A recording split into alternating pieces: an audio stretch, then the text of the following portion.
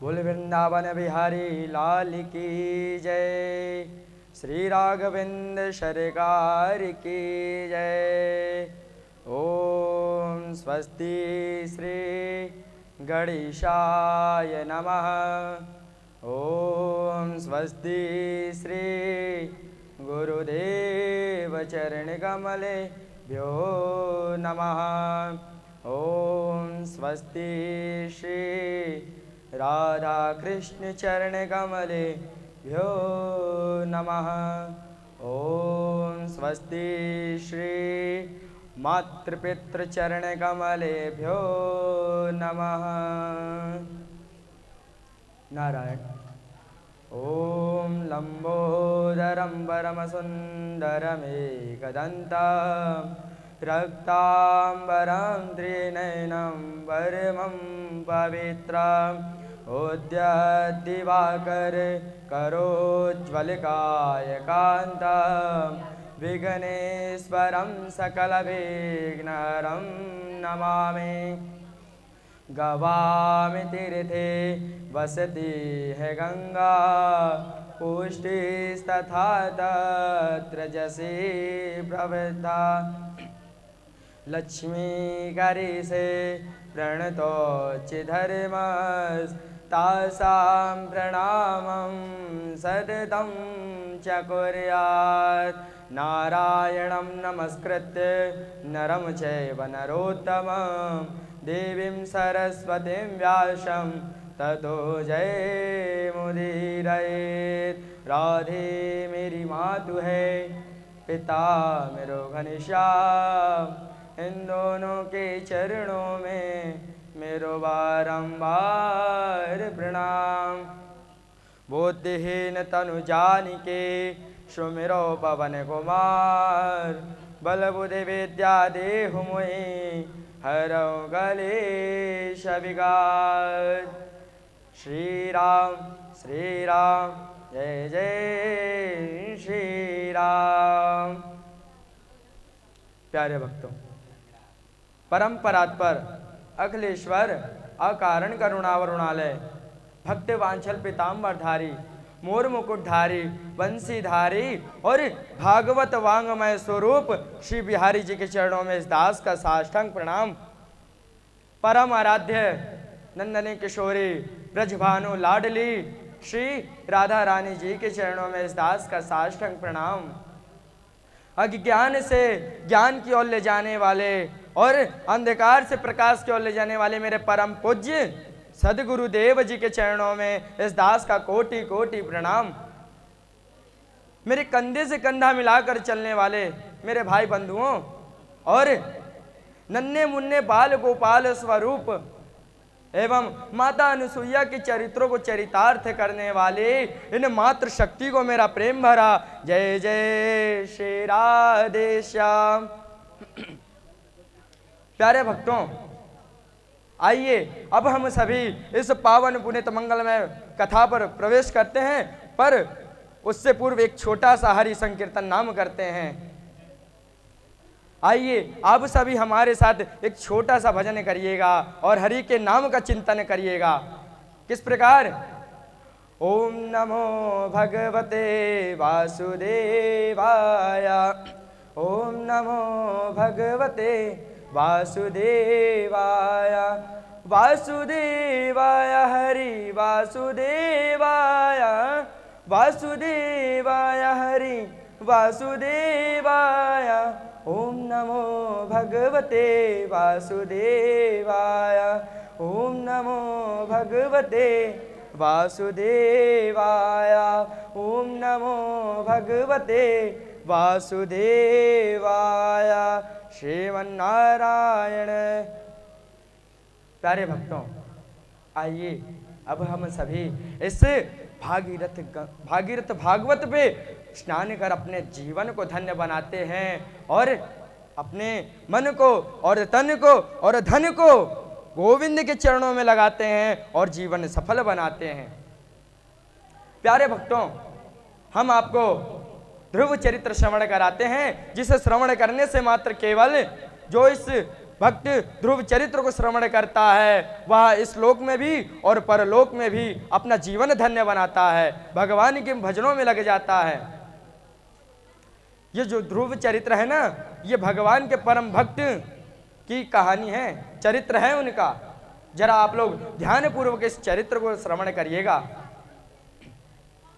प्यारे भक्तों, मनु जी महाराज के दो पुत्र हुए जिनका नाम उत्तानपाद और प्रियव्रत है, जिनका नाम उत्तानपाद और प्रियव्रत है।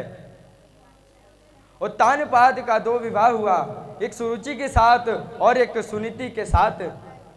उन दोनों के गर्भों से, सुनीति के गर्भ से भक्त ध्रुव हुए और सुरुचि के गर्भ से उत्तम भक्त पैदा हुए। आज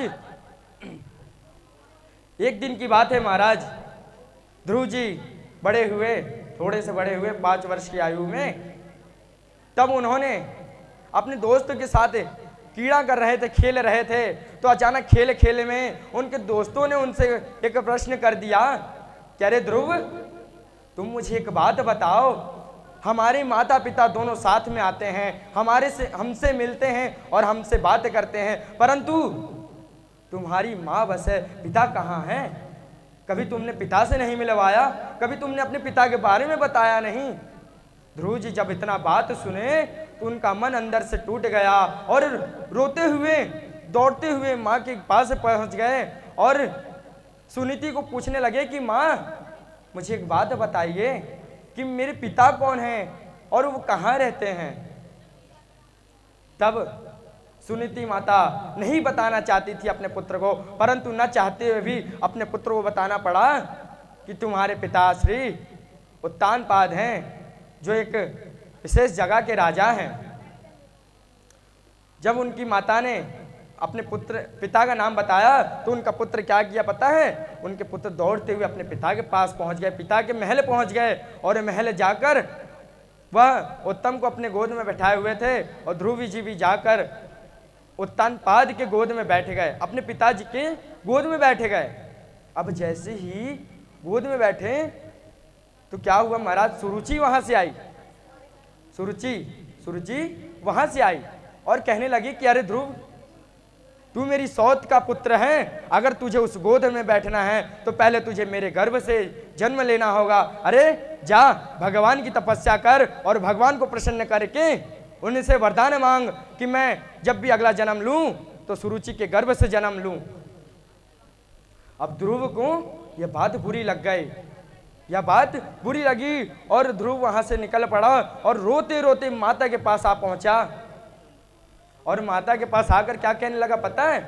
माँ, मैं एक बात बताऊं, मुझे वो जो दूसरी माँ है ना, वो मेरे पिताजी की दूसरी माँ सुरुचि, उन्होंने मुझे क्या किया पता है? उन्होंने मुझे अपने पिता के गोद में बैठने नहीं दिया और फटकार लगाकर बुरा भला कहकर मुझे भगा दिया और मैं वहां से रोते रोते चला आया। प्यारे भक्तों, इस पर तुलसीदास जी बड़े भाव के साथ एक चौपाई रामचरितमानस में लिख रहे हैं। क्या कहते हैं? कांटो बुरो बबूर को और बद रोटी धा, सौत बुरी है चोन की, गलत है साजो का। अरे जो माँ इतनी बुरी भली कह दे तो वह पुत्र, उसका पुत्र का हृदय कैसे हो जाता है? आज वो ध्रुव से जाके पूछो।